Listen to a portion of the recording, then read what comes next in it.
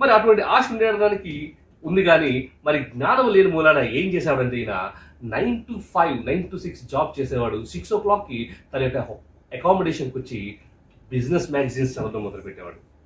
English నేర్చుకునేవాడు, financial terms నేర్చుకునేవాడు, profit and loss statement అంటే ఏంటో తెలుసుకునేవాడు, క్యాష్ ఫ్లో స్టేట్మెంట్స్ ఏంటో తెలుసుకునేవాడు, అసెట్స్ ఏంటి, లయబిలిటీస్ ఏంటో తెలుసుకునేవాడు. ఇవన్నీ కూడా ఆయన చదువుకునేవాడు, అవగాహన చేసుకునేవాడు. ఎక్కడెక్కడైనా మరి సందేహాలతో ఆయన ఉండిపోయి ఉంటే తన యొక్క సహచరుల్ని, తన యొక్క ఉన్నతాధికారుల్ని అడిగి మరీ తెలుసుకునేవాడు.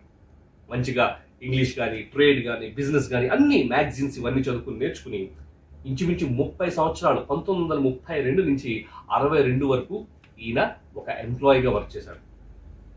ఇంకా 62లో ఆయన డిసైడ్ అయింది ఏంటంటే, లేదు, మా ఇకిగా ఈజ్ టు డూ బిజినెస్, మా ఇకిగా ఈజ్ టు మేక్ మనీ అన్న ఉద్దేశంతో ఇండియాకి వచ్చేసాడు. వస్తూనే యెమెన్లో తర్వాత అక్కడ ఏ విధంగా ఆయన వర్క్ చేశాడో దాని మీద కాస్త పట్టు సాధించి మొట్టమొదటిగా యార్న్ ఇంపోర్టింగ్ బిజినెస్ మొదలుపెట్టాడు. యార్న్ అంటే కాటన్ యార్న్, మీకు తెలిసే ఉంటుంది. యార్న్ ఇంపోర్టింగ్ బిజినెస్ మొదలుపెట్టాడు. యార్న్ ఇంపోర్టింగ్ బిజినెస్ మొదలుపెట్టాక మెల్లగా యార్న్ అనేది బేసికలీ ముడి సరుకు, రా మెటీరియల్. ఆ సప్లై చైన్ లో చూసుకున్నట్లయితే, ఆ వాల్యూ చైన్ లో చూసుకున్నట్లయితే యార్న్ ని తీసుకుని, ఆ ముడి సరుకుని తీసుకుని మరి టెక్స్టైల్స్ తయారు చేస్తారు. మెల్లగా టెక్స్టైల్ మిల్లు కూడా ఆయన పెట్టడం మొదలుపెట్టాడు. అయితే ఈ టెక్స్టైల్ మిల్లు పెడుతున్నప్పుడు అప్పటికే ఇంచుమించు ఒక 10 టెక్స్టైల్ మిల్స్ ఉన్నాయి ఆ యొక్క ప్రాంతంలో.